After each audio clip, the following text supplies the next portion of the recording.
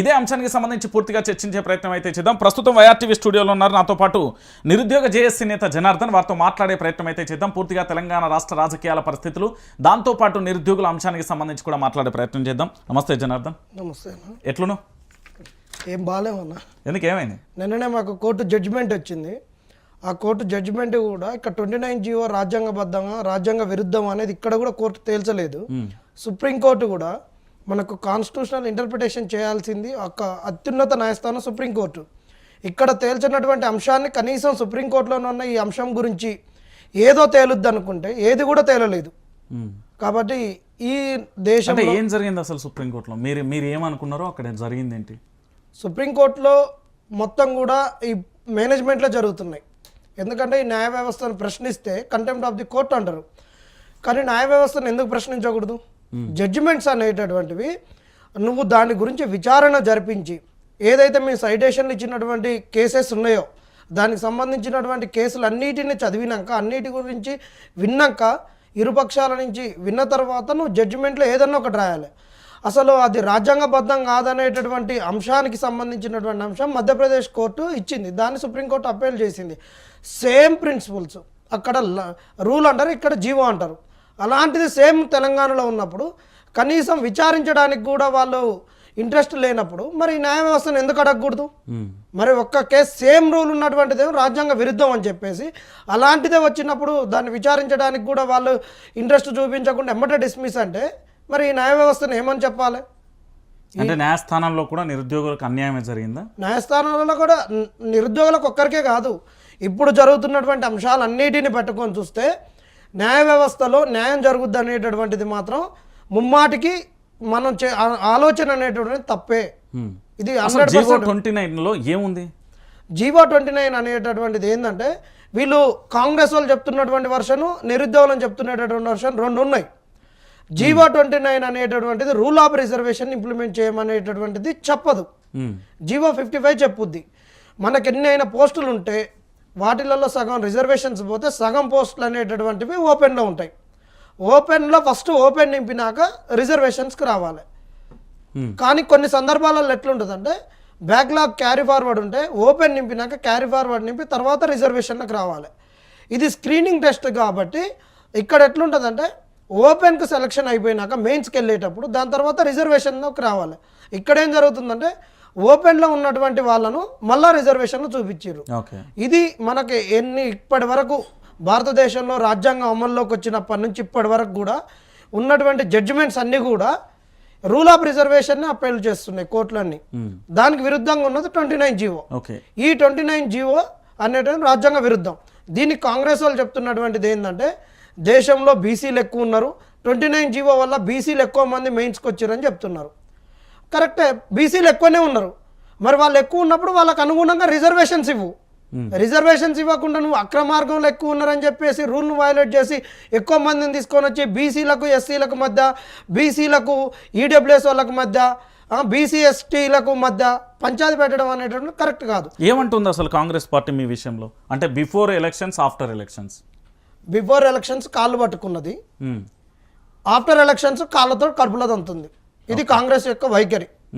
అంటే అధికారంలోకి వచ్చిన తర్వాత కలిసే ప్రయత్నం చేసేలా? అధికారంలోకి వచ్చినప్పటి నుంచి అంటే వాళ్ళు డిసెంబరులో ప్రమాణ స్వీకారం చేసిన నాటి నుంచి మేము నోటిఫికేషన్ ఇచ్చే నాటికి అంటే ఫిబ్రవరి వరకు రూల్స్ ఏమేమి ఉన్నాయి, ఎట్లా చేయాలని ఒక 2 నెలలు చెప్పినాం వాళ్ళకు. ఇవి చేయమని చెప్పినాం. వాటిని అన్నింటినీ మేము చెప్పిన అన్నింటిని పక్కన పడేసి వాళ్ళకి ఇష్టం ఉన్నట్టు జీవోలు తీసుకుంటే ఇక్కడ నిరుద్యోగులు బకరాయిర్రా లేకపోతే రాజకీయ నాయకులు బకరాయిర్రా? నిరుద్యోగులే బకరాయిర్రు. ఎందుకు కావాల్సి వచ్చింది? మీరు ఇప్పుడు నిరుద్యోగులు అంటే పీజీలు చేసి పిహెచ్డీలు చేసిన వ్యక్తులు కదా, ఎందుకు రాజకీయ పార్టీలను, రాజకీయ నాయకులను పదే పదే నమ్ముతున్నారు? అంటే ఆ రోజు ఉన్నటువంటి పరిస్థితులలో ఏదైనటువంటి రాజకీయ వైపుకు నిరుద్యోగులు వచ్చేటటువంటి పరిస్థితి లేదు ఇప్పుడు. ఎందుకంటే అంశాలు ఒక 2-3 అంశాలలో నిరుద్యోగులకు కానీ కొత్త వాళ్ళకు అవకాశం ఉంటుంది. ఏదైనా ఒక ఉద్యమం వచ్చినప్పుడు, ఏదో సామాజిక ఉద్యమాలు వచ్చినప్పుడు కొత్త తరానికి అవకాశం వస్తుంది. ఈ తెలుగు నేల మీద ఫస్ట్ ఎన్టీ రామారావు వచ్చినప్పుడు ఒక అవకాశం వచ్చింది. దాని తర్వాత తెలంగాణ ఉద్యమం వల్ల కొత్త నాయకత్వానికి అవకాశం వచ్చింది. ఈ 2 పైనాక ఇంకా అవకాశం రాలేదు. ఎందుకంటే ఈ మధ్య కాలంలో జరిగినటువంటిది తెలంగాణ వచ్చినాక తెలంగాణకు వాల్యుయేషన్ పెరిగింది. డబ్బు అనేటటువంటి దానికి విలువ లేకుండా పోయింది, భూమికి విలువ పెరిగింది. ఈ క్రమంలో రాజకీయం మొత్తం డబ్బుమయం అయిపోయింది. నిరుద్యోగినికి 5 రూపాయల భోజనం తినేటోడు ఆడు ఎట్లా ఓట్లు అడగగలుగుతాడు? మాకు తక్కువ టైం ఉంది అప్పుడు ఎలక్షన్స్కు, మేము ఏదన్నా పార్టీ పెట్టుకుందాం అనే దానికి మధ్యలో. కాబట్టి వీళ్ళు ఏం చేశారంటే ఆ రోజు కేసీఆర్ని ఢీ కొట్టడం అనేటటువంటి ఎవరి వల్ల కాదు. ఏదో ఒక రాజకీయ పార్టీ ఒక కింది గ్రామాలలో పల్లెకు కూడా ఒక ఎస్సీ బస్తీలలో కూడా వెళ్ళినటువంటి ఒక పార్టీ ఏదైతే ఉందో ఆ పార్టీని చూజ్ చేసుకుందాం అనుకున్నాం. ఆ పార్టీకి కూడా మరొక అంశం ఏదంటే ఒక సామాజిక వివక్షతలను రూపుమాపేది, ఒక రూల్ ఆఫ్ రిజర్వేషన్ వైపు పోయేది, రాజ్యాంగ విలువలని కాపాడేటటువంటి పార్టీ ఏదైతే ఉందో ఆ పార్టీకి పోదాం అనుకున్నాం. ఇక్కడ 2 పార్టీలు ఉన్నాయి. అంటే ఒక బీజేపీ అనేటటువంటిది క్రేజీ ఉంది, అర్బన్ ఓటింగ్ ఉంది, కాంగ్రెస్కు అన్ని సెక్షన్ల నుంచి ఆమోదం ఉంది. అప్పటికి రాహుల్ గాంధీ, ప్రియాంక గాంధీ కూడా వీళ్ళిద్దరు కూడా తెలంగాణ గడ్డ మీద చాలా సభలు పెట్టి నిరుద్యోగులకైతేంది, సబ్బండ వర్గాలకైతేంది డిక్లరేషన్స్ ఇచ్చారు రైతులకు అందరికీ. కాబట్టి కాంగ్రెస్ వైపు పోతే మంచిగా ఉంటుంది అనుకున్నాం. తక్కువ టైం ఉంది, కాంగ్రెస్ని అడిగినాం. కాంగ్రెస్ వాళ్ళు అడిగిన వెంటనే మేము అడగకముందే వాళ్ళు మా వైపు మీరు రావాలన్నారు. సరే మాట్లాడినాం. వాళ్ళు అశోక్ నగర్కి వచ్చి మా చుట్టూ తిరిగి అన్నీ చేసి మేము ఏదైతే పెట్టినామో దానికన్నా ఎక్కువ వాళ్ళు ఇంకా మాకు హామీలు ఇచ్చారు. కాబట్టి కాంగ్రెస్ వస్తే మంచిది. గత చరిత్రలో కూడా కాంగ్రెస్ ఎప్పుడు కూడా నిరుద్యోగుల్ని మోసం చేయలేదు.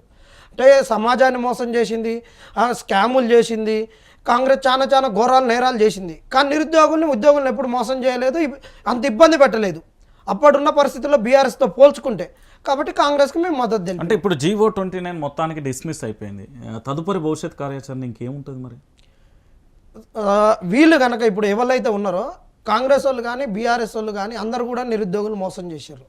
ఫస్ట్ తెలంగాణలో గ్రూప్ 1 నోటిఫికేషన్ ఇవ్వకుండా 10 ఏళ్ళు ఆపి, ఇప్పుడు ఇదేదైతే గంట చక్రపాణి బీఆర్ఎస్లో అన్నీ అనుభవించి పబ్లిక్ సర్వీస్ కమిషన్లో కూర్చొని 2016లో ఈరోజు ఒక జిఆర్ఎల్ ఇచ్చి గ్రూప్ 1కు నెక్స్ట్ డే జిఆర్ఎల్ మార్చిన గొప్ప చరిత్ర ఎవరికి ఉంటుంది అంటే గంట చక్రపాణికి.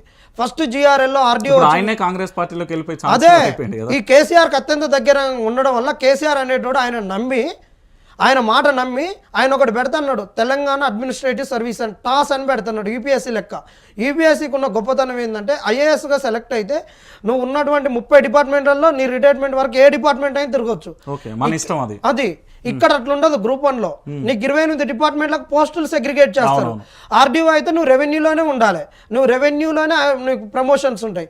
ఒక సోషల్ వెల్ఫేర్ డిపార్ట్మెంట్లో అయినా ఆయన సోషల్ వెల్ఫేర్ డిపార్ట్మెంట్లోనే నువ్వు ప్రిన్సిపల్ సెక్రటరీ వరకు పోతావు, వేరే డిపార్ట్మెంట్ పో. కన్ఫర్ట్ ఐఏఎస్ అయినా, కన్ఫర్ట్ ఐఏఎస్ అయితే తప్ప. అప్పటికి దీనికి ఏంటంటే తెలంగాణలో ఈ పబ్లిక్ సర్వీస్ కమిషన్లో గ్రూప్ 1ను దేశంలో ఒక వినూత్నంగా మార్చాలి, టాస్ అని తీసుకొచ్చి యూపీఎస్సీ లెక్క చేయాలని చెప్పేసి 10 ఏళ్ళు ఆయన సమయాన్ని గాలిగాలి చేసినప్పుడు మాకు అందరికీ బీఆర్ఎస్ పైన వ్యతిరేకత వచ్చింది. దానివల్ల ఇప్పుడు ఏమైంది, మా గ్రూప్ 1 పోస్టులు కీలకమైంది. ఇప్పుడు 29 జీవో కూడా ఇప్పుడు ఏదైతే వీళ్ళు రద్దు చేయకుండా ఏం చేయకుండా పెట్టిర్రో దీన్ని ఎట్టి పరిస్థితులలో మేము ఊకోము. మా ఇక్కడ అదే మోసం అన్న, బీఆర్ఎస్ ఫస్ట్ అట్లా మోసం చేసింది. గత ప్రభుత్వంలో మోసపోయి ఇప్పుడు మోసం, అది బీఆర్ఎస్ చేసిన మోసం చెప్పినాం. కాంగ్రెస్ వచ్చేసి మిమ్మల్ని కడుపులో పెట్టుకొని చూస్తాం, వీటిని లేకుండా తొందరగా రూల్ ఆఫ్ రిజర్వేషన్ తోటి అన్నిటితోటి ఎమ్మటే ఇంప్లిమెంట్ చేస్తాం, గ్రూప్ 1 ఫిల్ చేస్తామని వాళ్ళు చెప్పారు. ఆడ మోసం పోయినాం కదా. మోసపోయినప్పుడు ఇంకా ఉన్నటువంటి ఒక్క పార్టీ చేతిలోనే మోసపోలేదు. ఆ పార్టీ ఏంది? బీజేపీ, జాతీయ స్థాయిలో ఉన్నటువంటి పార్టీ. ఆ పార్టీ వాళ్ళు మేము కొట్లాడుతుంటే మళ్ళీ మాకేమన్నారంటే బీఆర్ఎస్ వాడు 10 ఏళ్ళు మోసం చేసిండు, కాంగ్రెస్ వాడు ఓట్లు వేయించుకొని మోసం చేసిండు, బీజేపీ వాళ్ళని వస్తాం వీళ్ళని రానియకరి వాళ్ళని రానియకరి అన్నారు. ఎవరు? మిమ్మల్ని? బీజేపీ వాళ్ళు. మిమ్మల్ని రావద్దు అన్నారు? వేరే పార్టీ వాళ్ళు రావద్దు అన్నారు. ఓకే, మేము కూడా దానికి సమ్మతే. ఎందుకంటే బీఆర్ఎస్ వాడు మోసం చేసింది కనిపించింది, కాంగ్రెస్ వాడు కళ్ళ ముంగటనే కనిపించింది. కాబట్టి మేము బీజేపీకి కూడా మద్దతు ప్రకటించినాం, బీజేపీని కూడా ఆహ్వానించినాం. వాళ్ళు ఎంతసేపటికి స్ట్రీట్ ఫైట్కి వస్తారు కానీ వాళ్ళు కోర్టులలో కేసులు ఏమంటే రారు. దేశంలో వాళ్ళకున్నంత లీగల్ సెల్, పటిష్టమైనటువంటి లీగల్ సెల్ ఏ పార్టీకి లేదు. వాళ్ళు ఒక్క కేసు ఏమంటే ఒక్క కేసే లేదు. ఏమంటున్నారు అసలు? వాళ్ళకి అవసరం లేదు, రోడ్డు మీద కొట్లాడడం వాళ్ళకి కావాలి. ఇప్పుడు ఏదైతే సమస్య పరిష్కారం కావాలి. ఎల్లుండి ఎగ్జామ్ ఉందనగా బండి సంజయ్ గారు వచ్చారు. టీజీపీ తెలంగాణ సెక్రటరేట్ వరకు మేము పోయినాం, గేట్లు బద్దలు కొట్టి లోపలికి పోయే ప్రయత్నం చేసినాం. మధ్యలో బీఆర్ఎస్ వాడు వస్తుంది, కాంగ్రెస్ వాడు వస్తుంది, ఇంకొకటి వస్తుంది. మీరు తిట్టుకోరే ఏమన్నా చేసుకోరి. మేము వాడిని తిట్టలేదు, మిమ్మల్ని తిట్టలేదు. కానీ మా సమస్య గురించి సెక్రటరియట్ వరకు వచ్చింది కదా, వచ్చారు. కానీ మీ సమస్య పరిష్కారం కాలేదు. బండి సంజయ్ తలుచుకుంటే, కిషన్ రెడ్డి తలుచుకుంటే, ఇద్దరు కేంద్ర మంత్రుల నుండి పిఎంఓ నుండి ఫోన్ చేయించి జీవో కరెక్ట్ కాదని రేవంత్ రెడ్డి తోటి ఆపి అన్ని వాళ్ళకు ఉన్నటువంటి పార్టీ అనుబంధ సంఘాలతోటి నెక్స్ట్ డే ఎందుకు స్తంభింపజేయలేదు? ఎందుకు జరగలేదు మరి అదే వాళ్ళకి కావాల్సింది ఏంది? బీఆర్ఎస్ వాడు వచ్చింది మేము రాము వీళ్ళ రాజకీయం కొరకు. తర్వాత కోట్ల కేసు ఏమంటే వేయలేదు. ఆ రోజు కేటీఆర్ వచ్చిండు, దానికన్నా ఒక 2 రోజుల ముందు మేము అశోక్ నగర్ లో నన్నే తంతే తీసుకొని పోయి ఆ రోజు నైట్ 11 నుండి 12 అరెస్ట్ చేస్తే కేటీఆర్ ట్వీట్ చేసి అశోక్ నగర్కి వస్తా అంటే అశోక్ నగర్ మీరే అక్కడికి రమ్మని చెప్పిండు మమ్మల్ని భవన్కు. మేము భవన్కి రాం, ఇక్కడికి రా అంటే మళ్ళీ ఇక్కడికి వస్తున్నాడు. ఆయన రానియలేదు. పోతే ఆయన ఆ రోజు ఏం చెప్పిండు, నేను ఖచ్చితంగా కేసు వేపిస్తా అన్నాడు. వేపించిండు. దాని తర్వాత ఏం జరిగింది, అక్కడ కపిల్ సిబాల్ గారు వచ్చిండు బెంచ్ మీదకి. ఆ రోజు ఎగ్జామ్ నెక్స్ట్ డే అమ్మటే వాళ్ళు ఏం చెప్పారంటే కేసు హైకోర్టులో ఉంది, మేము పోయింది ఇంట్రీమ్ ఆర్డర్ మీద పోయినాం. అక్కడికి పోయి ఫుల్ జడ్జిమెంట్ తెచ్చుకొని ఏదన్నా మీకు అన్యాయం జరిగితే మళ్ళీ సుప్రీంకోర్టుకు రమ్మని ఆ రోజు చంద్రచూడ్ గారు చెప్పారు. ఆయన రిటైర్డ్ అయిపోయిండు. దాని తర్వాత జరిగిన పరిణామాలు ఇక్కడ సుజయ్ పాల్ గారి బెంచ్ మీద ఉంది, డివిజనల్ బెంచ్లో. ఆయన ఏం తెలుసలేదు, ఒక బిడ్డను పట్టుకొని చేతిలో పట్టుకున్నప్పుడు ఆడనా మొగనంటే ఏదో ఆడబిడ్డనో మగబిడ్డనో అనాలి. ఆయన ఏం తెలుసకుండా పసిపాప అంటాడు. మరి పసిపాపకు లింగం ఉండదా? నువ్వు బిడ్డను ఆడబిడ్డ మగబిడ్డ అని తేల్చనట్టు ఈయన ఇచ్చినటువంటి జడ్జిమెంట్లో కూడా అది రాజ్యాంగబద్ధంగా రాజ్యాంగ విరుద్ధం అని తేల్చలేదు. లేటు వచ్చిర్రు వీళ్ళు కోర్టుకు అని చెప్పేసి ఆయన డిస్మిస్ చేసిండు కేసును. ఇదే సుజయ్ పాల్ గొప్పతనం ఏంటంటే జడ్జి గారి గొప్పతనము, అక్కడ ఉన్నటువంటి వాళ్ళు ఇప్పుడు కొంతమంది అంటారు నువ్వు పేర్లు పెట్టొద్దు అది పెట్టొద్దు అంటారు. ఇప్పుడు న్యూస్ చదివినటువంటి రంజిత్ మంచిగా చదవకుంటే రంజిత్ మంచిగా చదవలేదు అంటాడు. రంజిత్ ఏమైనా చేస్తే రంజిత్ ఇట్ట చేసిండు అంటారు. రంజిత్ మంచిగా చేస్తే ప్రజల గురించి కొట్లాడిరు అంటారు. మరి జడ్జిమెంట్ ఇచ్చినప్పుడు పలానా వాళ్ళు జడ్జిమెంట్ ఇచ్చిరా అని అనడం తప్పే ఉంది? దీనికి ఎందుకు భయపడాలంట? నేను వేస్తే వేసుకొని నన్ను ఉరేసుకుంటే వేసుకోమను, తప్పే ఉంది. జడ్జిమెంట్ ఇచ్చినప్పుడు ఎవరి గొప్పతనం ఏంది ఎవరి యథోతనం ఏంది అనేటటువంటిది మనసులోకి చెప్పినప్పుడు జడ్జిలకు ఎందుకు చెప్పొద్దు? ఇదే సుజయ్ పాల్ గారు మధ్యప్రదేశ్లో ఏమిచ్చారు, 29 జీవో లెక్కనే ఒక రూల్ అనేది ఇచ్చారు. ఇచ్చినప్పుడు అక్కడ ఏం చెప్పారు అంటే అది రాజ్యాంగ విరుద్ధం అని చెప్పారు. వారి యొక్క గొప్పతనం కూడా అక్కడ ఎక్కడ ఎంత మంచిగా ఉందంటే 7 నెలల తర్వాత అన్నమాట మెయిన్స్ అయిపోయినాక కోర్టు కేసు వస్తే ఆ రోజు దాన్ని అప్పీల్ మంచి జడ్జిమెంట్ ఇస్తే సుప్రీంకోర్టు కూడా అప్పీల్ చేసింది. ఇక్కడ కూడా ఏం తెలుసలేదు, ఇక్కడ తేల్చకుండా మేము సుప్రీంకోర్టు పోయినాం. ఈ క్రమంలో జరిగినటువంటి రాజకీయం ఏంటంటే 3 ఆఫ్ ది కోర్టు బాగాలేదని బీఆర్ఎస్ వాళ్ళు ఎక్కడ పోయిన ఇదే జడ్జిమెంట్ వస్తుందని అసలు ఈ కేసులు వేస్ట్ మీరు